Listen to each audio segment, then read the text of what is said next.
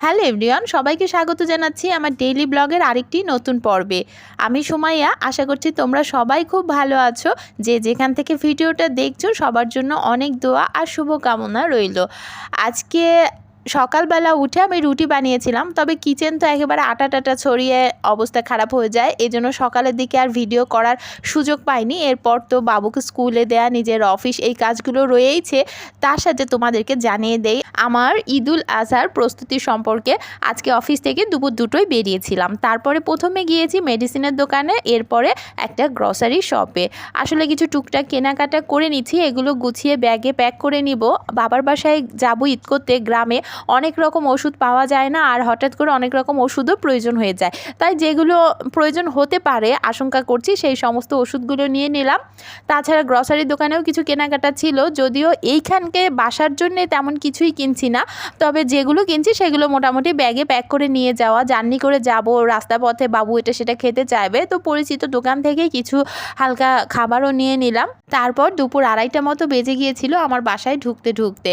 এরপর ঝটপট করে লাউ কেটে, লাউ আর মসুরের ডাল শীষ দিয়ে তেলে ফেলে দিলাম। এদিকে তো এটা হয়ে গেল, ওদিকে আমি আলু আর পটল ভাজা করে নিয়েছি।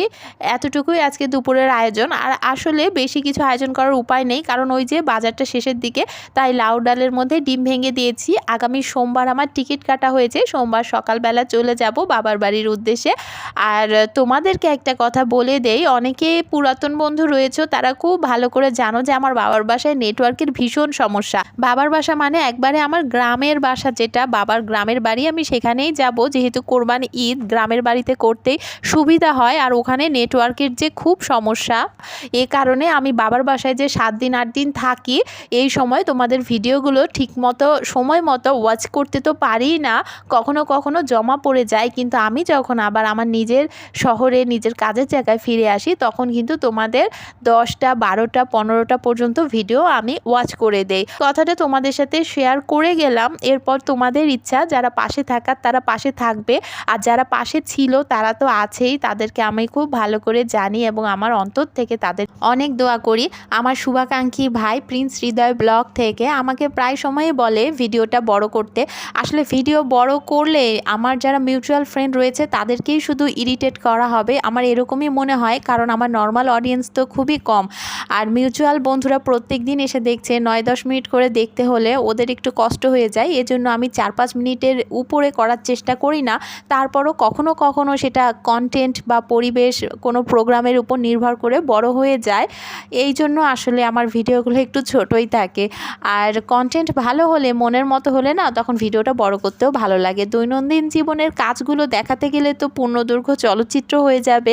এত কাজ আমরা সারাদিন করি, যদি সবগুলো সেইভাবে দেখাই আর কেটে ছেটে একটু করেই দেখাই, আর এই ধরনের কাজগুলো তো সবাই করে, তো কখনো যদি সেরকম শিক্ষণীয় কন্টেন্ট ক্রিয়েট করতে পারি, তবে ইনশাল্লাহ আমি ভিডিও বড় বড় করেই তোমাদের সামনে নিয়ে আসবো। ওয়াইটিতে এসে অনেক ভাই বোন পেয়েছি, মায়ের মতো মাসি পেয়েছি, অনেক বন্ধু পেয়েছি, সবার অনেক অনেক ভালোবাসা, দোয়া, শুভকামনা, আশীর্বাদ, অনেক কিছু পেয়েছি।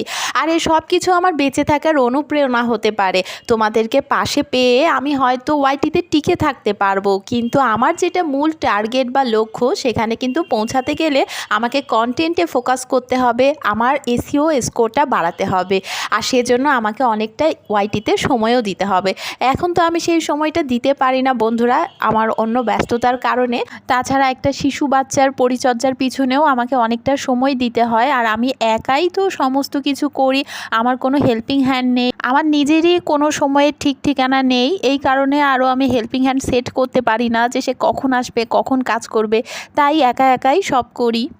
আর আগামী কালকে আমার বার্থডে রয়েছে, এই কারণে আমি বিকাল 4:30 থেকে সন্ধ্যা 7টা 7:30 পর্যন্ত লাইভে থাকবো। যদি কারো ইচ্ছে হয় আমার সাথে কথা বলার, তবে এসে কথা বলতে পারো। আজকেও আর তোমাদের বেশি সময় নষ্ট করব না, সন্ধেটা তো মেয়ের সাথে দাবা খেলে কাটাচ্ছি, মানে ওকে দাবা খেলাটা শেখাচ্ছিলাম আর কি। ভালো থেকো সবাই, এ পর্যন্তই, টাটা।